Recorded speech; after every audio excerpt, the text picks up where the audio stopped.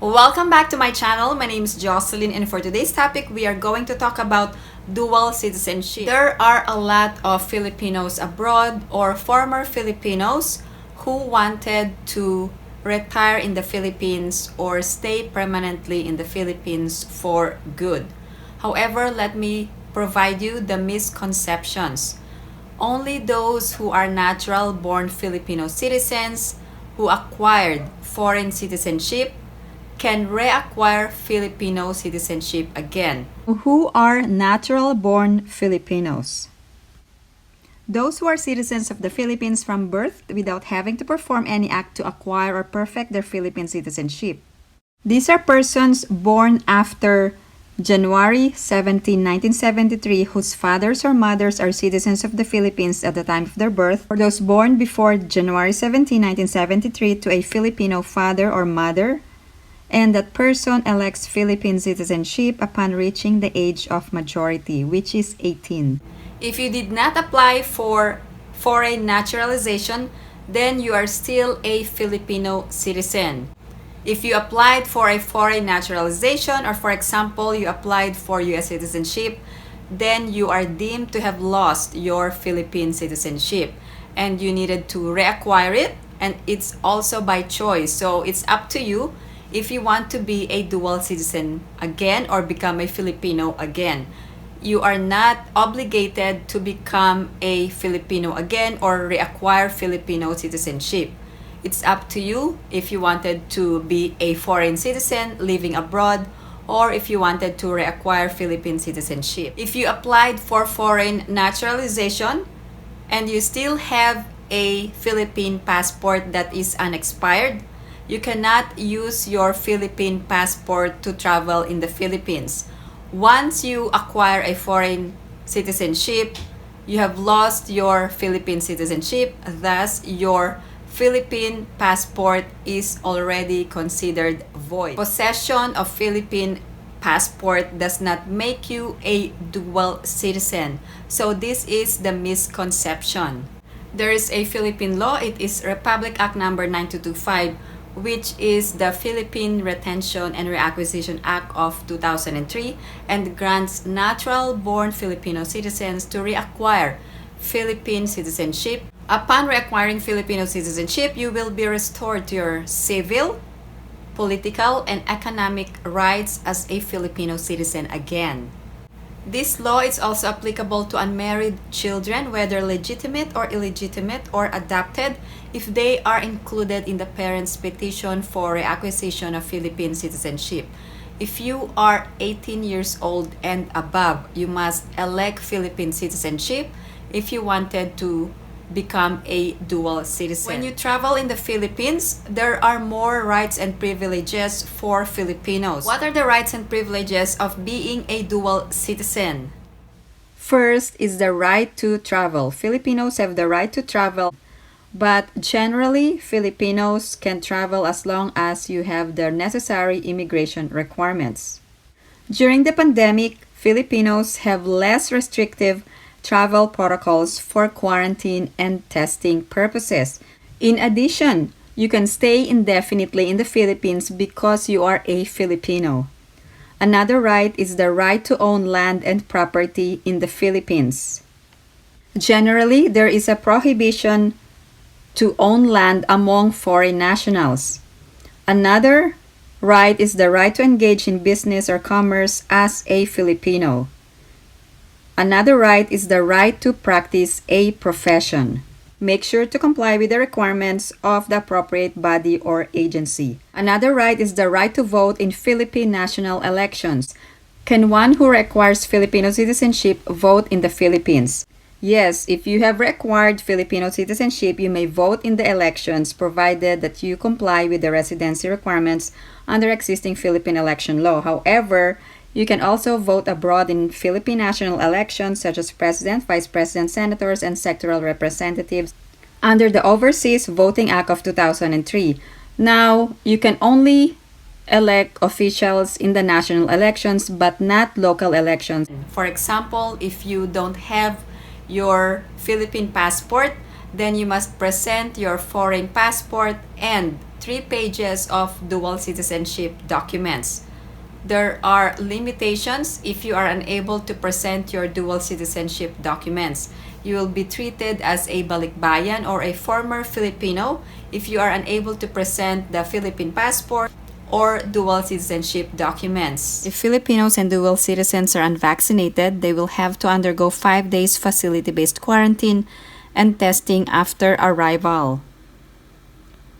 Also, if you are vaccinated, if you are a Filipino or a dual citizen, you will no longer have to undergo facility-based quarantine but only have to self-monitor for 7 days if you are fully vaccinated.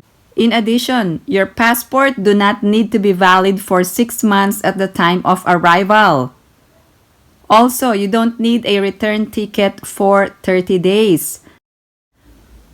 For all dual citizens, please take note of this important requirement if you have a dual passport when entering. All passengers who use these travel documents upon arrival and were admitted under the same status shall be required to present the same during departure. Accordingly, if you use a travel document, you will also be required to present the above documents during departure. Let's talk about the implication on income taxes. Are you going to be taxed abroad if you are a Filipino citizen or not? So what is the effect of dual citizenship on the payment of income taxes? This is one of the most important questions because a lot of Filipinos are planning to retire in the Philippines. Under RA 8424, only income derived from the Philippines are taxed by the Philippine government. In 1976, however, the Philippines and United States signed a treaty on taxation in order to avoid double taxation for Filipinos who derive income from the US and for Americans who derive income from the Philippines. However, please consult the IRS regarding taxation. If you are a US citizen or a resident alien, the rules for filing income, estate, and gift tax returns and paying estimated tax are generally the same whether you are in the US or abroad. Your worldwide income is subject to US income tax regardless of where you reside. So please remember this. If you're a US citizen, wherever you are in the world, you must file an income tax return. However, there are income requirements. Under the Comprehensive Tax Reform Act of 1997, income earned by Filipinos abroad are no longer subject to Philippine income tax. Hence, all Filipinos abroad, including those who have reacquired Philippine citizenship, have been exempted by the Philippine government from paying Philippine income tax on income earned abroad. However, if you are a dual citizen and you decide to live permanently in the Philippines and you were able to generate income, then the income you received in the Philippines will be subject to income tax. Let's talk about the residency requirement. Residency in the Philippines is not required to exercise your right as a Filipino citizen. Residency in the Philippines is not required of those who wish to reacquire or have reacquired Filipino citizenship. Those who intend to vote in local elections, however, must establish residence in the locality where they wish to vote. You can still reside abroad and be a dual citizen. You don't need to permanently reside in the Philippines. However, if you decide to stay in the Philippines, you can stay in the Philippines indefinitely because you are now a Filipino citizen. However, if you are still a foreign citizen or a former Filipino citizen, you can only stay in the Philippines for a maximum period of 1 year, subject to extension. However, please take note that you can be subject to deportation proceedings if you exceeded the allotted time for you to stay in the Philippines and you are unable to leave on time.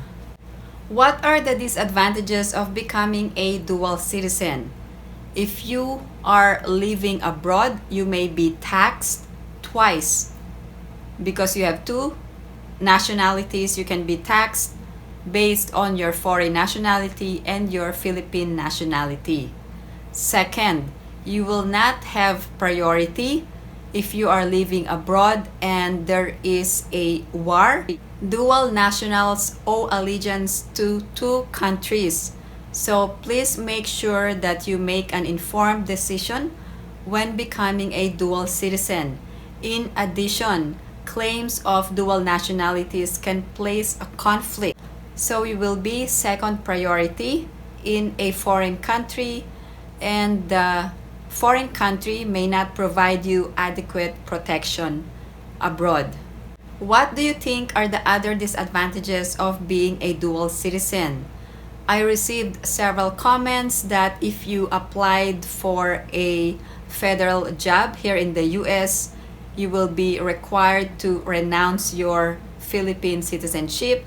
So only US citizens or US nationals may be granted an opportunity to work for the federal government. Let me know your thoughts regarding dual citizenship. If you have any other questions or comments, please post them down below and I will get back to you as soon as I can. Again, thank you guys for watching and for supporting my channel. And if you haven't liked this video, please give it a big thumbs up. And if you haven't subscribed to my channel, please subscribe and hit that notification bell. I always welcome new subscribers. Thank you guys for watching. I hope everyone is staying safe and have a great day.